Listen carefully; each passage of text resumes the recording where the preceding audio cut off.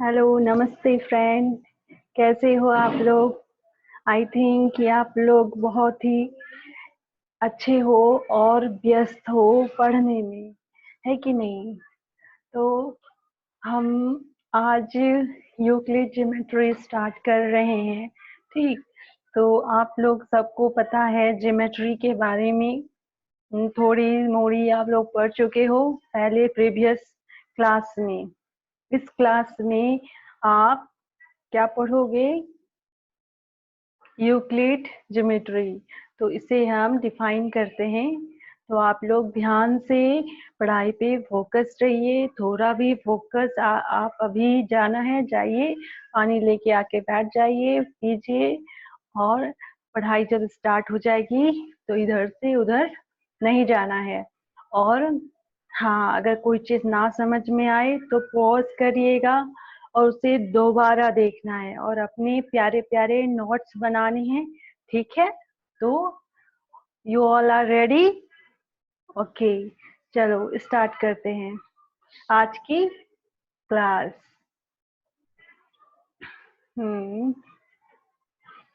चलिए, तो class start करने से पहले बच्चे हम कुछ समझते हैं कि यूक्लिड ज्योमेट्री क्या है और ये हम इसमें क्या पढ़ेंगे। ठीक, तो बच्चों, पहले जमाना में हमें ज्योमेट्री के बारे में कुछ पता नहीं था। क्या पता था हमें? नहीं पता था। ठीक, हमें कुछ नहीं पता था इसके बारे में। हम जो हमारे पूर्वज थे वो बहुत सारा ज्योमेट्री वाले काम कर रहे थे, लेकिन वो अनजाने थे। तो उसी सब को अरेंज करके यूक्लिड साहब ने क्या किया? क्या किया उन्होंने? उन्होंने एक अरेंजमेंट करके उसी को डिफाइन किया है। उसी इसीलिए यूक्लिड साहब को क्या बोलते हैं? Father of geometry. ओके, तो पहले देखिए, जैसे कि पुराने जमाना में आप हिस्ट्री पढ़े हो, उसमें बहुत सारे लोग पहले तो इधर उधर जाते थे खाना खाने के लिए और उनका सेटलमेंट कुछ नहीं होता था। जैसे दिन बीतता गया तो उन लोगों ने डिसाइड किया कि हम कहीं सेटल होते हैं और वहीं पर रह के खाएंगे और वहीं पर बस जाएंगे। जब उन लोग ने बसना स्टार्ट किया या कुछ भी, तो जैसे मान लेते हैं कोई ये यहाँ रिवर के सामने में बसना स्टार्ट कर दिया। उन लोग ने अपना अपना एरिया बांट लिया कि हमें यहाँ रहना है। तो वो बांटना भी एक क्या है? एक ज्योमेट्री है। जैसे कि एक बंदा यहाँ है, वो बंदे ने यहाँ रहना, अपने आप को यहाँ रहने लगा। तो उन लोग को प्रॉब्लम आने लगी। जब हमें प्रॉब्लम आती है तो हमारा दिमाग काम करता है, हम उस चीज को सोचने लगते हैं कि हम इस चीज से कैसे उभरे। तो वैसे ही ये बंदा जो था, उन्होंने सोचा कि हमें यहाँ अपने आप को कैसे सुरक्षा करके रखना है। तो उन्होंने बहुत सारा चीज, अपना घर बनाया होगा या कुछ भी। तो उन लोग ने बहुत सारे कोशिश किए होंगे, तो कभी कुछ शेप में, कभी कुछ शेप में, जो शेप उनको सुटेबल हुआ तो उसको बनाया। तो वो भी एक शेप भी तो ज्योमेट्री थी, लेकिन उन लोग को नहीं पता था। वो लोग अनजाने में बहुत सारे ज्योमेट्री यूज कर रहे थे। जैसे कि ये बंदा यहाँ आके रह रहा है, अब कोई बंदा यहाँ आ गया, उनको वो भी यहाँ पर रहना चाह रहा है, तो दोनों के जमीन मिल जाएंगे। तो उन लोगों ने एक लाइन, हमने बॉर्डर कर दिया। जैसे हम अपना घर बनाते हैं तो हम बोलते हैं ये तुम्हारा घर, ये हमारा घर है ना। तो ये भी तो एक क्या हो गई? ये अगर हम इस घेरा में रहते हैं तो ये क्या है? एक एक प्लेन है, एक सरफेस है, और एक यहाँ से एक लाइन खींच दिया जाए तो ये एक लाइन है। ठीक, इसी तरह से इन लोग ने कहा कि ये इतना सा एरिया मेरा, यहाँ पर मान लेते हैं कि ये एरिया यहाँ तक ये मेरा घर, और ये यहाँ पर मेरा खेती करने का जगह। तो ये एक ट्रायंगल की शेप है, इसके यहाँ पर ऐसे करके शेप है इसके घर के सामने में, ठीक। इसके ये यहाँ से यहाँ तक ये वाली ये सर्किल है, ये इसको मिटा दीजिए, ठीक। तो ये इसकी सर्किल है। ये अनजाने में हमारे एंशिएंट आदमी लोग, जो हमारे पूर्वज लोग थे, उन्हें उन लोग ने बहुत सारा ज्योमेट्री यूज कर रहे थे, लेकिन ये नहीं पता है कि ये ज्योमेट्री यूज कर रहे हैं। और वही सब ज्योमेट्री को यूक्लिड साहब ने क्या किया है, उनको कंबाइन करके अपने डिफिनेशन में दे दिए हैं। इसलिए पहले कुछ सिस्टमेटिक नहीं थी, यूक्लिड साहब ने ही क्या किया, उन्होंने अपना सब अरेंजमेंट करके बताया है, इसलिए उन्हें ही फादर ऑफ ज्योमेट्री बोलते हैं। चले आगे चलते हैं। अच्छा, इसी तरह से अब आ गया टॉम एंड जेरी। आपको बताएंगे कि ये हम इसी तरह से, जैसे इंडियन मैथमेटिशियन ब्रह्मगुप्ता, जिनका जन्म कब हुआ था, 598 एडी में। उन्होंने क्या डिस्कवर किया, उन्होंने फॉर्मूला डिस्कवर किया था, एरिया ऑफ साइक्लिक क्वाड्रिलेटरल। ये सब आप पढ़ोगे, ठीक। लेकिन अभी के लिए बस इतना जानिए कि एरिया ऑफ साइक्लिक क्वाड्रिलेटरल क्या होती है। ये एक सर्कल है, इसके अंदर में क्वाड्रेंट होते हैं, 4 साइडेड होती है, इसको क्वाड्रिलेटरल कहते हैं। तो इसकी जो एरिया किन्होंने दिया था, ब्रह्मगुप्ता ने। ब्रह्मगुप्ता जी भी क्या किए, एक्सपेरिमेंट किए होंगे ऐसे, तो उसकी एरिया लिख ली होगी। भास्करा 2 जो है, उन्होंने 2 लोटस के मदद से इसकी हाइट निकाली है, ठीक, निकाले हैं। और आर्यभट्टा सर जी जो हैं, उन्होंने आइसोसेलेस ट्रायंगल्स की एरिया निकाले हैं, और वॉल्यूम ऑफ पिरामिड्स का वैल्यू निकाले हैं, पाई का वैल्यू भी इन्होंने दिया है, ठीक। उसी तरह से थैल्स जो थे, ये देखिए इनका फोटो ये है, इन्होंने, ये एक ग्रीक मैथमेटिशियन था, इन्होंने ही बताया था कि जब एक सर्कल को हम बीच से, सेंटर से हम बाइसेक्ट करते हैं, कट करते हैं, तो ये जो ऊपर वाली पोर्शन है और नीचे वाली पोर्शन, ये इक्वल पार्ट में बढ़ती है। आप यहाँ से काट दोगे तब भी ये नहीं होगी, इसकी ये एक छोटी एक बड़ी हो जाएगी, लेकिन जब बीच से काटोगे तो ये इक्वल पार्ट में कट जाता है। ये एक ऊपर सेमी सर्कल होगी, नीचे में सेमी सर्कल होगी। तो ये थेल्स सर ने दिए। पाइथागोरस जी ने क्या डिस्कवर किया, इन्होंने बहुत सारा प्रॉपर्टी ज्योमेट्री का डिस्कवर किया था। उनमें से एक पाइथागोरस थ्योरम नाम का ये है, जिसमें hypotenuse equal to perpendicular square plus base square इसकी वैल्यू होती है। इससे बहुत सारे न्यूमेरिकल सॉल्व होते हैं। जैसे कि एक बंदा ने, मान लिए कि हम यहाँ पर एग्जाम्पल लेते हैं, जैसे कि एक रस्सी है, मान लेते हैं रस्सी, या कुछ भी आप मान लीजिए कि एक रिबन मान लीजिए, वो अगर आपका एक लंबाई है कुछ मीटर है, उसको आप टाइटली बांध के इधर से और या ऊपर बांध दीजिए, ठीक। जैसे कि यहाँ से एक, फिर यहाँ से, और ये पॉइंट को मिला दोगे, तो इसकी जो स्क्वायर होती है, इसी स्क्वायर जो हो गई, वो किसके बराबर हो जाती है, इसकी परपेंडिकुलर की स्क्वायर प्लस बेस की स्क्वायर, ठीक। तो ये पाइथागोरस है थ्योरम, ये बहुत इंपॉर्टेंट है, ठीक। तो चलिए, ये इंट्रोडक्शन पार्ट हो गया इनका। तो इसी तरह से हम अब क्या बोल सकते हैं, आपको पता है, या आपको पता होना चाहिए कि जियो का मतलब क्या होता है, अर्थ, है कि नहीं। ये जियो का मतलब क्या हो गया, अर्थ। सब सोच रहे हैं, यहाँ पर देख लो, यहाँ पर जियो का मतलब क्या है, अर्थ है, और मैट्रीन का मतलब होता है मेजर। तो इसका क्या मतलब हो गया, the word geometry is derived from the Greek word जिसका क्या मतलब होता है, ज्योमेट्री कहाँ से आया गया था, ग्रीक वर्ड से आया गया है, ठीक। इसी का मतलब होता है अर्थ का मेजरमेंट, ओके। ज्योमेट्री मतलब अर्थ का मेजरमेंट। चले नेक्स्ट। अच्छा, अब यूक्लिड साहब जो कहाँ के थे, ग्रीक मैथमेटिशियन थे, उन्हीं को फादर ऑफ ज्योमेट्री कहते हैं। उन्होंने क्या किया, introduce the method of providing geometrical result by using deductive logical reasoning and previously proved the result. The geometry of plane figure is known as Euclidean geometry. तो Euclid sir ji जो है उन्होंने 23 definition अपने बुक्स कौन सा, the elements में लिखे हैं, लेकिन आपको कितने पढ़ने हैं, 7 डेफिनेशन। कितना, 7 डेफिनेशन। तो 7 डेफिनेशन पढ़ने से पहले आप कुछ पॉइंट को जानिए, ठीक।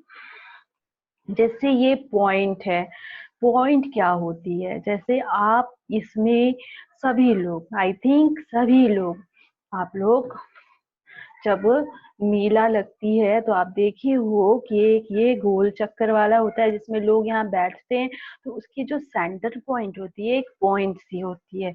तो वो पॉइंट की ना तो डायमेंशन होती है, कोई डायमेंशन नहीं होती, ना तो लेंथ होती है, ना तो ब्रेथ होती है। वो क्या होती है, एक geometrical element that has 0 dimension. It is a fine sharp dot with no direction, जिसका कोई डायरेक्शन नहीं होता। It is fine sharp dot with no dimension, और जिसको हम डिनोट किससे कर सकते हैं, कोई भी लेटर से, जैसे ए बी पी, किसी से भी, ठीक। इसी तरह से लाइन क्या होती है, एक लाइन जो होता है वो एक कलेक्शन ऑफ पॉइंट। अब जैसे ये पॉइंट हो गई, है ना, कहाँ है पॉइंट, जैसे ये पॉइंट है, यहाँ ये पॉइंट है, बहुत सारे पॉइंट है, एक collection of point along a straight line, एक स्ट्रेट लाइन जिसका कि कोई एंड पॉइंट नहीं होता, लाइन में कोई एंड पॉइंट नहीं होती है, ठीक, एंड पॉइंट नहीं होती है। उसको हम कैसे डिनोट करते हैं, ए बी, इसकी कोई डायरेक्शन, ये चलती जाएगी इधर भी इधर भी, जैसे कि ये ट्रेन की पटरी, हमें नहीं पता है आगे कहाँ तक जा रही है, इधर भी किधर जा रही है हमें नहीं पता। जैसे हम मान लेते हैं कि हम समुद्र में ट्रेवलिंग करते हैं, बीच में हमें आगे भी समुद्र दिख रहा है, पीछे भी समुद्र दिख रहा है, हमें नहीं पता कहाँ एंड है जाके समुद्र, ठीक। तो वो एक लाइन की डेफिनेशन, लाइन की एक एग्जांपल बोल सकते हैं, ठीक। तो ऐसे लाइन की क्या डेफिनेशन है, line is a collection of point along a straight path with no end point, okay. Line में ब्रेथलेस होती है बट लेंथ होती है, लेंथ होती है ओनली, ब्रेथ इसकी नहीं होती है। और लाइन सेगमेंट क्या होगी, जैसे कि ये एक पॉइंट है और ये एक पॉइंट है, जैसे कि आपको अपने घर से, अपनी, यहाँ आपकी घर है, ये आपकी हाउस है, और यहाँ आपकी क्या है, स्कूल है। आपको यहाँ से यहाँ जाना है, ए पॉइंट में आपकी हाउस है और बी पॉइंट में आपकी स्कूल है। तो आपको पता है कि यहाँ से यहाँ 10 किलोमीटर है, तो आप यहाँ से यहाँ जा रहे हो, तो ये एक लाइन सेगमेंट है। आपको यहाँ स्टार्टिंग पॉइंट भी पता है और एंड पॉइंट भी पता है, ठीक।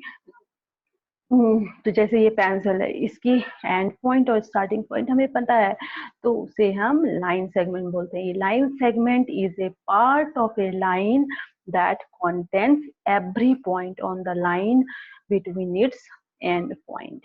इट हैज, और दूसरी तरह से क्या बोल सकते हैं, it has 2 and point and definite length, इसका डेफिनिट लेंथ होता है, इसका इनफाइनाइट लेंथ है, जाती ही जा रही है, इसका पता नहीं कहाँ तक जाएंगे, लेकिन ये डेफिनिट लेंथ होता है, ठीक है।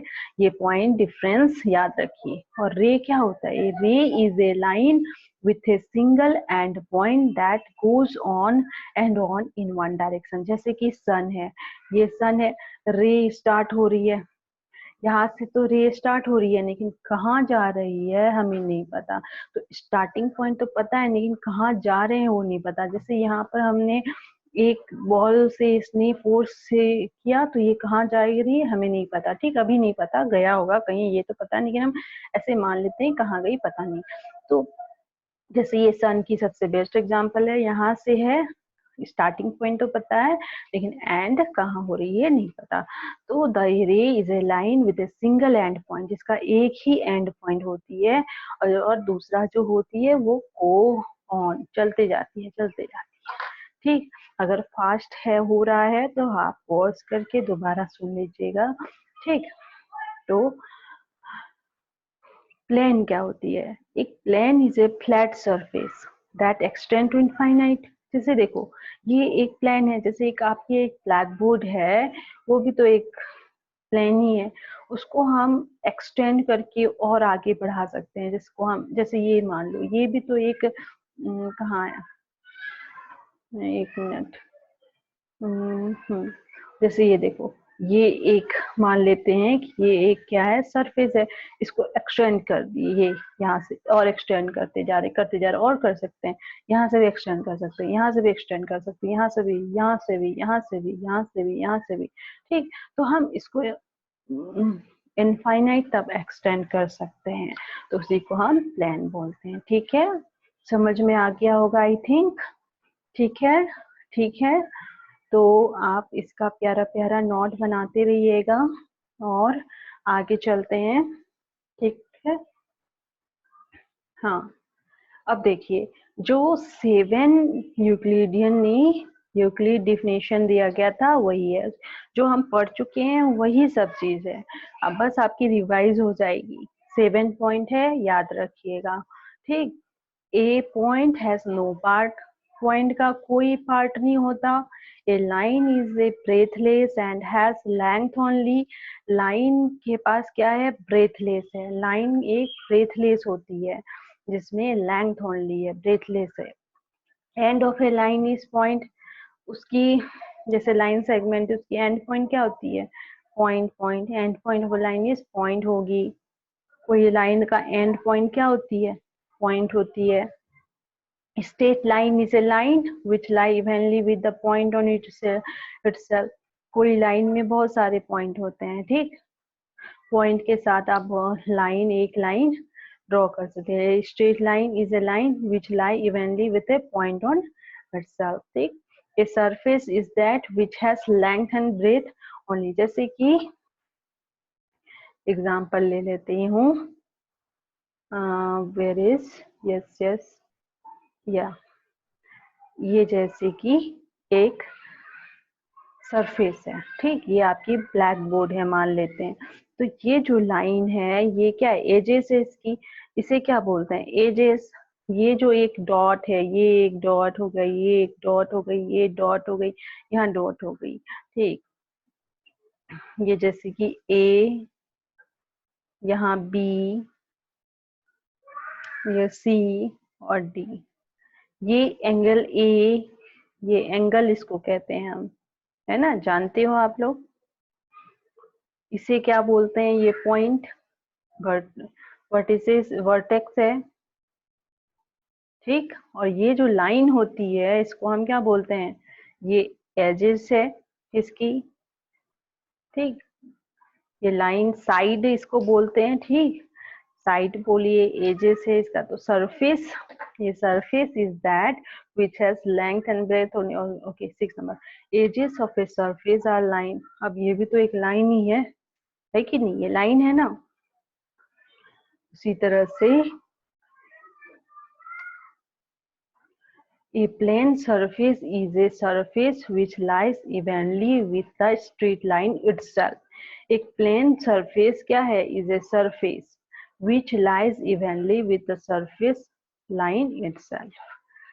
ठीक, तो ये आप लोग इसकी नोट्स बना लो और अच्छे से इसको रिवाइज करना है।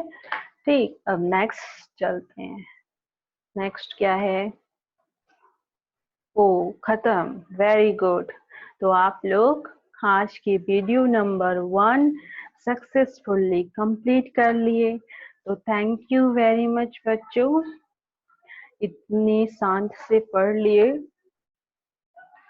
तो अब हम क्या करेंगे, ये वीडियो तो इतना ही है, ज्यादा लंबा हो जाएगी तो बोर हो जाएंगे।